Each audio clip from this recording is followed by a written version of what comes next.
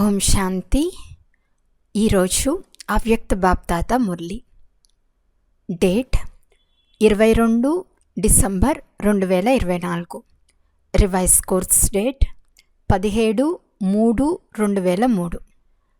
బాబా చెప్తున్నారు, ఈ సంవత్సరం స్వమానంలో ఉండాలి, సన్మానం ఇవ్వాలి, అందరికీ సహయోగులుగా అవ్వాలి మరియు సమర్థంగా తయారు చేయాలి. ఈరోజు భాగ్య విధాత అయిన బాప్దాదా నలువైపులా ఉన్న ప్రతి పుత్రుని మస్తకంలో భాగ్యం యొక్క 3 రేఖలను చూస్తున్నారు. మొదటిది పరమాత్మ పాలన యొక్క భాగ్యరేఖ, రెండవది సత్యమైన శిక్షకుని ద్వారా శిక్షణ యొక్క భాగ్యరేఖ, మూడవది శ్రీమతం యొక్క మెరిసే రేఖ. నలువైపులా ఉన్న పిల్లల మస్తకం మధ్యలో 3 రేఖలు చాలా బాగా మెరుస్తున్నాయి. మీరందరూ కూడా మీ 3 భాగ్యరేఖలను చూసుకుంటున్నారు కదా. భాగ్య విధాతయే మీ తండ్రి అయినప్పుడు మీకు తప్ప శ్రేష్ఠ భాగ్యం మరెవరికైనా ఉంటుందా? బాప్దాదా చూస్తున్నారు, విశ్వంలో అనేక కోట్ల ఆత్మలు ఉన్నారు, కానీ ఆ కోట్ల మందిలో నుండి కేవలం 6 లక్షల మంది మీ పరివారంలో ఉన్నారు. అంటే ఎంత కొద్ది మంది ఉన్నారు? కోట్లలో కొందరిగా అయిపోయారు కదా. సాధారణంగా ప్రతి మనిషి జీవితంలో పాలన, చదువు మరియు శ్రేష్ఠ మతం, ఈ 3 ఆవశ్యకత ఉంది. కానీ ఈ పరమాత్మ పాలనకు మరియు దేవాత్మల మనుష్యాత్మల మతం పాలన చదువుకు రాత్రికి పగలుకు ఉన్నంత వ్యత్యాసం ఉంది. సంకల్పంలో కూడా లేనటువంటి ఇంత శ్రేష్ఠ భాగ్యాన్ని పొందుకున్నారు కనుక ఇప్పుడు ప్రతి ఒక్కరి సంకల్పంలో కూడా లేనటువంటి ఇంత శ్రేష్ఠ భాగ్యాన్ని పొందుకున్నారు కనుక ఇప్పుడు ప్రతి ఒక్కరి మనసు మేము పొందుకున్నాము అనే పాట పాడుతుంది. పొందుకున్నారా లేక పొందుకోవాలా? ఏమంటారు? పొందుకున్నారు కదా. తండ్రి కూడా ఇలాంటి పిల్లల భాగ్యాన్ని చూసి హర్షిస్తున్నారు. పిల్లలు వాహ్ బాబా వాహ్ అని అంటారు, బాబా వాహ్ పిల్లలు వాహ్ అని అంటారు. ఈ భాగ్యాన్ని కేవలం స్మృతిలో ఉంచుకోవటం కాదు, కానీ సదా స్మృతి స్వరూపంగా ఉండాలి. చాలామంది పిల్లలు చాలా బాగా ఆలోచిస్తారు, కానీ ఆలోచన స్వరూపులుగా అవ్వరాదు, స్మృతి స్వరూపులుగా అవ్వాలి. స్మృతి స్వరూపమే సమర్థ స్వరూపం. ఆలోచన స్వరూపం అనేది సమర్థ స్వరూపం కాదు. బాప్దాదా పిల్లల భిన్న భిన్న లీలలను చూస్తూ నవ్వుతూ ఉంటారు. కొంతమంది ఆలోచన స్వరూపులుగా ఉంటారు, స్మృతి స్వరూపులుగా సదా ఉండటం లేదు. అప్పుడప్పుడు ఆలోచన స్వరూపులుగా, అప్పుడప్పుడు స్మృతి స్వరూపులుగా ఉంటారు. ఎవరైతే స్మృతి స్వరూపులుగా ఉంటారో వారు నిరంతరం సహజ స్వరూపులుగా ఉంటారు.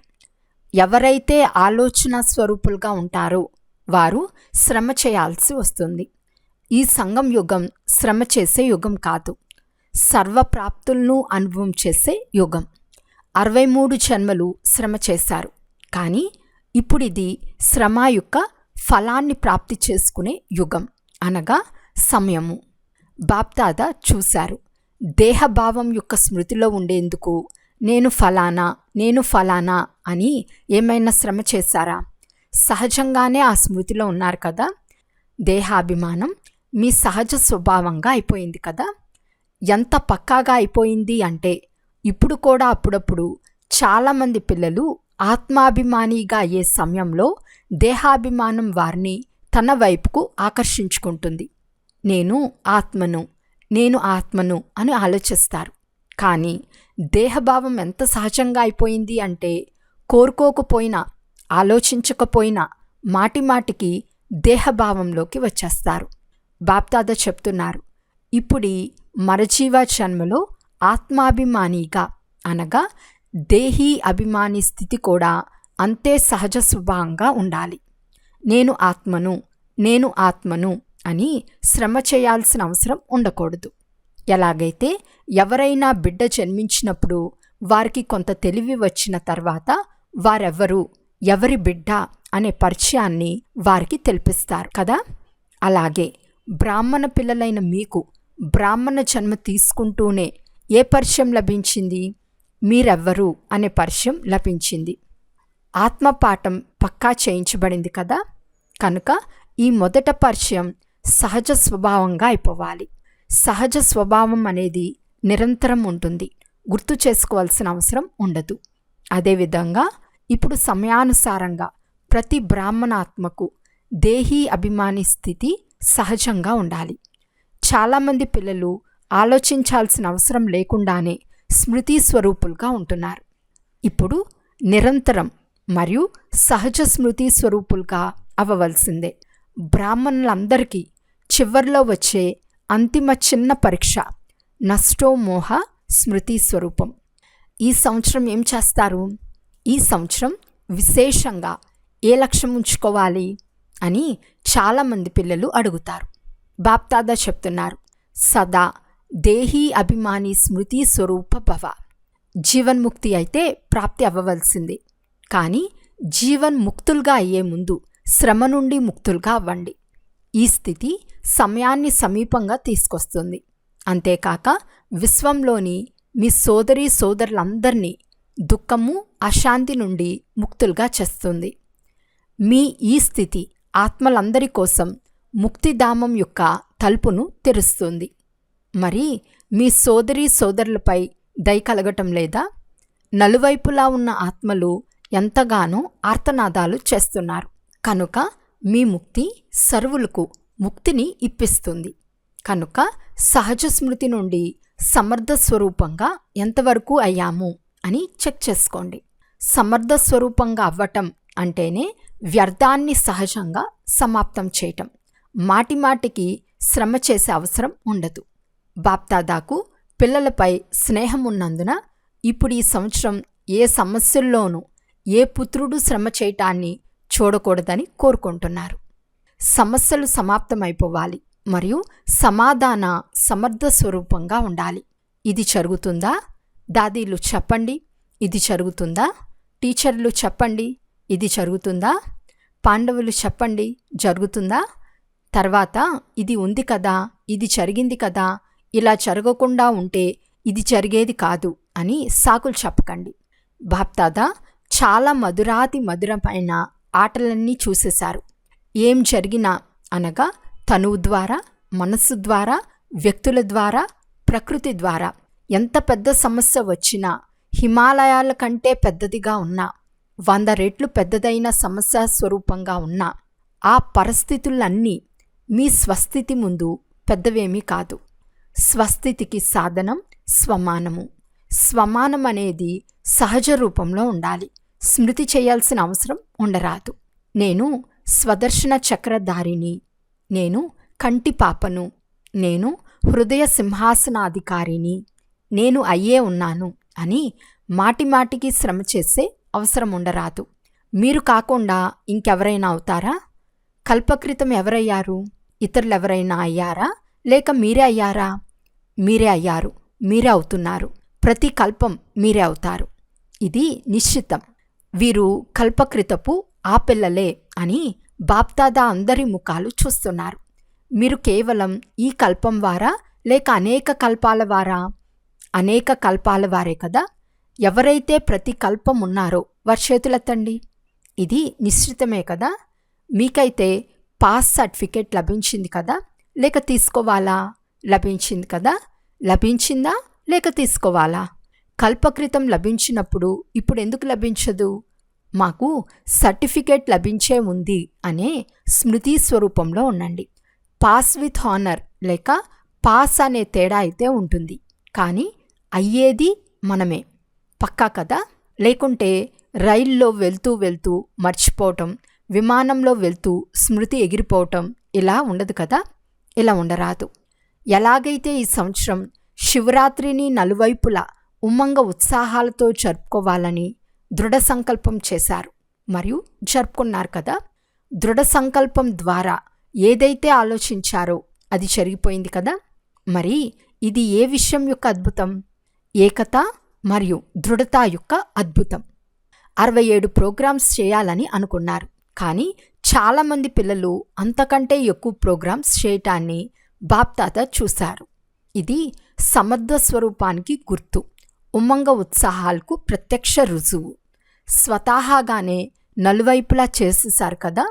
అదేవిధంగా అందరూ కలిసి ఒకరికొకరు ధైర్యాన్ని పెంచుకుంటూ ఇప్పుడు సమయాన్ని సమీపంగా తీసుకురావాలి, ఆత్మలకు ముక్తిని ఇప్పించాలి అనే సంకల్పం చేయండి.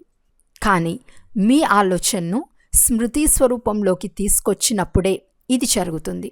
విదేశం వారిది కూడా విశేషంగా స్నేహమిలనం లేక మీటింగ్ ఉంది, మరియు భారతవాసులది కూడా మీటింగ్ ఉందని బాప్దాదా విన్నారు. మీటింగ్లో కేవలం సేవ యొక్క ప్లాన్ తయారు చేయకండి, తయారు చేయండి, కానీ బ్యాలెన్స్ గల ప్లాన్ తయారు చేయండి. ఒకరికొకరు సహయోగులుగా అవ్వండి. తద్వారా అందరూ మాస్టర్ సర్వశక్తివంతులుగా అయ్యి ముందుకు ఎగురుతూ వెళ్ళాలి. దాతలుగా అయ్యి సహయోగంను ఇవ్వండి. విషయాలను చూడకండి, సహయోగులుగా అవ్వండి. స్వమానంలో ఉండండి మరియు సన్మానం ఇచ్చి సహయోగులుగా అవ్వండి. ఎందుకంటే ఏ ఆత్మకైనా మీరు మనస్ఫూర్తిగా గౌరవం ఇవ్వటం అనేది చాలా చాలా గొప్ప పుణ్యం. ఎందుకంటే బలహీన ఆత్మను ఉమ్మంగ ఉత్సాహాల్లోకి తీసుకొస్తే అది ఎంత గొప్ప పుణ్యం. పడిపోయిన వారిని పడేయకూడదు, ఆలింగనం చేసుకోవాలి. స్థూలంగా ఆలింగనం చేసుకోవటం కాదు. ఆలింగనం చేసుకోవటము అంటే తండ్రి సమానంగా తయారు చేయటం, సహయోగం ఇవ్వటం. మంచిది. ఈ సంవత్సరం ఏమేం చేయాలని అడిగారు కదా. గౌరవాన్ని ఇవ్వండి మరియు స్వమానంలో ఉండండి. సమర్థంగా అయి సమర్థంగా తయారు చేయండి. వ్యర్థ విషయాల్లోకి వెళ్ళకండి. బలహీన ఆత్మ బలహీనంగానే ఉంటుంది. ఆ బలహీనతను చూస్తూ ఉంటే సహయోగం ఎలా ఇస్తారు? సహయోగం ఇచ్చినప్పుడే ఆశీర్వాదాలు లభిస్తాయి. ఇది అన్నిటికంటే సహజ పురుషార్థం. ఇంకేమి చేయలేకపోయినా అన్నిటికంటే సహజ పురుషార్థం ఆశీర్వాదాలు ఇవ్వండి, ఆశీర్వాదాలు తీసుకోండి. గౌరవం ఇవ్వండి మరియు మహిమాయోగులుగా అవ్వండి. గౌరవం ఇచ్చేవారే సర్వుల ద్వారా గౌరవనీయులుగా అవుతారు. ఎంతగా ఇప్పుడు గౌరవనీయులుగా అవుతారో అంతగానే రాజ్యాధికారులుగా మరియు పూజ్య ఆత్మలుగా అవుతారు. ఇస్తూ ఉండండి, తీసుకోవాలని అనుకోకండి. తీసుకుని ఇవ్వటం అనేది వ్యాపారస్తులు చేసే పని. మీరైతే దాత యొక్క పిల్లలు. ఇకపోతే నలువైపులా ఉన్న పిల్లల సేవను చూసి బాప్దాత సంతోషిస్తున్నారు. అందరూ మంచి సేవ చేశారు, కానీ ఇప్పుడు ఇంకా ముందుకు వెళ్ళాలి కదా. వాణి ద్వారా అందరూ మంచి సేవ చేశారు. సాధనాల ద్వారా కూడా మంచి సేవా ఫలితాన్ని తీసుకొచ్చారు. అనేక మంది ఆత్మలు ఫిర్యాదులను కూడా సమాప్తం చేశారు. సమయం యొక్క తీవ్ర వేగాన్ని చూసి బాప్దాదా ఏం కోరుకున్నారు అంటే కేవలం కొంతమంది ఆత్మలకు సేవ చేయటం కాదు, కానీ విశ్వంలోని సర్వాత్మలకు ముక్తిదాతలుగా మీరే నిమిత్తులయ్యారు. ఎందుకంటే మీరు తండ్రికి సాతీలు కనుక సమయం యొక్క వేగం అనుసారం ఇప్పుడు ఒకే సమయంలో 3 సేవలను కలిపి చేయాలి. 1 వాచా ద్వారా, 2 సొంత శక్తిశాలి స్థితి ద్వారా, 3 శ్రేష్ఠ ఆత్మీక వైబ్రేషన్ల ద్వారా. ఎక్కడ సేవ చేసినా అక్కడ ఆత్మీక వైబ్రేషన్లు ఎలా వ్యాపింపచేయాలి అంటే ఆ వైబ్రేషన్ల ప్రభావంలో అందరూ సహజంగానే ఆకర్షితమవ్వాలి. చూడండి, ఇప్పుడు ఈ అంతిమ జన్మలో కూడా మీ అందరి జడ చిత్రాలు సేవ ఎలా చేస్తున్నాయి? అవి వాణి ద్వారా ఏమైనా మాట్లాడుతున్నాయా? వైబ్రేషన్లు ఎలా ఉంటాయి అంటే వాటి ద్వారా భక్తుల భావనకు ఫలం సహజంగా లభించేస్తుంది. ఆ విధంగా వైబ్రేషన్లు శక్తిశాలిగా ఉండాలి. వైబ్రేషన్ల ద్వారా సర్వశక్తుల కిరణాలు వ్యాపించాలి. వాయుమండలం మారిపోవాలి. వైబ్రేషన్లు ఎలాంటివంటే వాటి ద్వారా మనసుపై ముద్ర పడుతుంది. మీ అందరికీ అనుభవం కూడా ఉంది. ఎవరైతే ఆత్మ పట్ల ఒకవేళ ఏదైనా మంచి లేక చెడు వైబ్రేషన్లు మీ మనసులో కూర్చుండిపోతే ఆ ప్రభావం ఎంత సమయం ఉంటుంది? చాలా సమయం వరకు ఉంటుంది కదా. మీరు తొలగించాలనుకున్న అది తొలగిపోదు.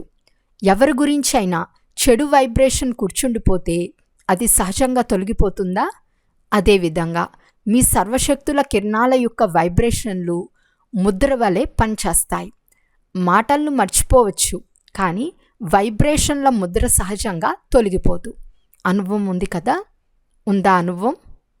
గుజరాత్ వారు, బొంబాయి వారు చూపించిన ఉమంగ ఉత్సాహాల కొరకు బాప్దాదా వారికి కూడా పదమాపదం రెట్లు శుభాకాంక్షలు ఇస్తున్నారు. ఎందుకు? ఏ విశేషత చూపించారు? శుభాకాంక్షలు ఎందుకు ఇస్తున్నారు? పెద్ద పెద్ద కార్యక్రమాలైతే చేస్తూనే ఉంటారు, కానీ విశేషంగా శుభాకాంక్షలు ఎందుకు ఇస్తున్నారు? ఎందుకంటే ఇరువురిలో ఏకత మరియు దృఢత యొక్క విశేషత ఉంది. ఎక్కడైతే ఏకత మరియు దృఢత ఉంటాయో అక్కడ ఒక్క సంవత్సరానికి బదులు ఒకే మాసంలోనే సంవత్సరానికి సమానమైన పని జరిగిపోతుంది. గుజరాత్ మరియు బొంబాయి వారు విన్నారా? మంచిది. ఇప్పుడు జ్ఞానసూర్య స్థితిలో స్థితమై నలువైపులా భయభీతులుగా అలజడిలో ఉన్న ఆత్మలకు సర్వశక్తుల కిరణాలు వ్యాపింపచేయండి. చాలా భయభీతులుగా ఉన్నారు, శక్తినివ్వండి, వైబ్రేషన్లు వ్యాపింపచేయండి. బాప్దాదా డ్రిల్ చేయించారు. నలువైపులా ఉన్న పిల్లల ప్రియ స్మృతులు, భిన్న భిన్న సమాచారాలతో కూడిన ఉత్తరాలు, ఈమెయిల్స్ తండ్రి వద్దకు చేరుకున్నాయి. ప్రతి ఒక్కరూ నా స్మృతులు కూడా ఇవ్వండి, నా స్మృతులు కూడా ఇవ్వండి అని అంటారు. బాప్దాదా అంటున్నారు, ప్రియమైన పిల్లలు, ప్రతి ఒక్కరి స్మృతి బాప్దాదా వద్దకు చేరుకుంది. దూరంగా కూర్చుని ఉన్న బాప్దాదా హృదయ సింహాసనాధికారులుగా ఉన్నారు.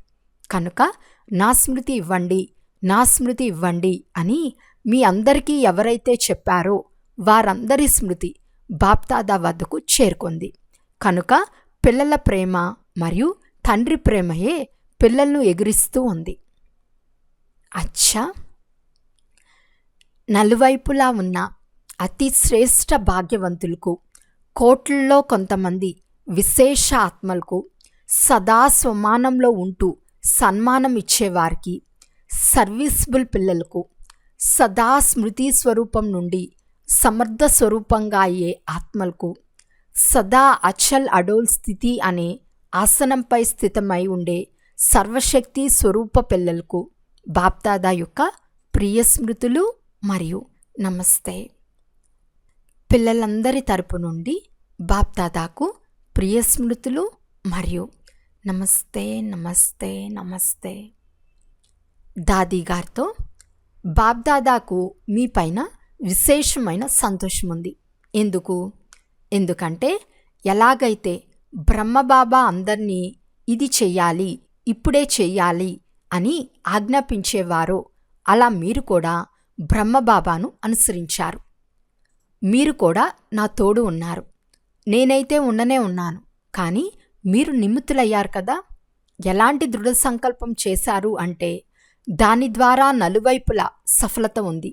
అందుకే మీలో ఆత్మిక శక్తి చాలా గుప్తంగా నిండి ఉంది. ఆరోగ్యం బాగుంది. ఆత్మిక శక్తి ఎంత నిండి ఉందంటే ఆరోగ్యం పెద్ద విషయం ఏమీ కాదు. అద్భుతం కదా. దాదీలు బాప్దాదాను కలవటం చూసి మేము కూడా దాదీ అయితే కలిసేవారం కదా అని అందరి మనసుకు అనిపిస్తుంది. మీరు కూడా దాదీలుగా అవుతారు. ఇప్పుడు బాప్దాదా తన మనస్సులో ఒక్క ప్లాన్ తయారు చేశారు, ఇంకా ఇవ్వలేదు. బ్రహ్మబాబా యొక్క సాకార సమయంలో సేవ కోసం ఎవరైతే ఆదిరత్నాలు వెలువడ్డారో వారి సంఘటనను పక్కా చేయాలి. ఎప్పుడు చేయాలి? మీరెప్పుడు చేస్తే అప్పుడు. ఈ బాధ్యత మీది, బాప్దాదా జానకి దాదీతో అన్నారు. మీ మనసులో కూడా ఈ సంకల్పం ఉంది కదా. ఎందుకంటే ఎలాగైతే దాదీలైన మీ ఏకత మరియు దృఢత యొక్క సంఘటన పక్కాగా ఉందో అలా సేవ యొక్క ఆదిరత్నాల సంఘటన కూడా పక్కాగా ఉండాలి. దీని ఆవశ్యకత చాలా చాలా ఉంది. ఎందుకంటే సేవ అయితే పెరగాల్సిందే. సంఘటన శక్తి ఏం కావాలంటే అది చేయగలదు. సంఘటన యొక్క స్మృతి చిహ్నమే పంచపాండవులు. ఉండేదేమో 5 మందే, కానీ వారి సంఘటనకు గుర్తు. ఇప్పుడు ఎవరైతే సాకార బ్రహ్మబాబా ఉన్నప్పుడు సేవ కోసం సెంటర్లో ఉండేవారో, సేవలో ఉండేవారో వారు లేచి నిలబడండి. సోదరులు కూడా ఉన్నారు. పాండవులు లేకుండా గతి లేదు. ఇక్కడైతే కొంతమందే ఉన్నారు, కానీ ఇంకా ఇతరులు కూడా ఉన్నారు. సంఘటనను జమ చేసే బాధ్యత వీరిది, జానకి దాదీది. వీరైతే బ్యాక్ బోన్. దాది ప్రకాష్ మందాదితో. చాలా మంచి మంచి రత్నాలు ఉన్నారు, మంచిది, అందరూ బాగున్నారు, ఏదో ఒకటి చేస్తూనే ఉంటారు. కానీ ఇది మీ సంఘటన యొక్క గొప్పతనం. కోట శక్తిశాలిగా ఉంది. అచ్చా, ఈరోజు వరదానము. స్వమానమనే సీటుపై సెట్ అయ్యి పరిస్థితిని దాటుకునే సదా విజయీ భవ. సదా నేను విజయీ రత్నంను, మాస్టర్ సర్వశక్తివంతుణ్ణు అనే మీ స్వమానం యొక్క సీటుపై సెట్ అయి ఉండండి. అప్పుడు సీట్ ఎలాంటిదో అలాంటి లక్షణాలు వస్తాయి. ఏదైనా పరిస్థితి ఎదురుగా వచ్చినప్పుడు ఒక్క సెకండ్లో మీ ఈ సీటుపై సెట్ అయిపోండి. సీటుపై ఉన్నవారి ఆజ్ఞయే అంగీకరించబడుతుంది. సీటుపై ఉంటే విజయులుగా అయిపోతారు. సంగం యుగమే సదా విజయులుగా అయ్యే యుగం. ఇది ఈ యుగం యొక్క వరదానము. కనుక వరదానీలుగా అయి విజయులుగా అవ్వండి. స్లోగన్: సర్వ ఆసక్తులపై విజయాన్ని ప్రాప్తి చేసుకునేవారే శివశక్తి పాండవ సేన. అచ్చా, ఓం శాంతి.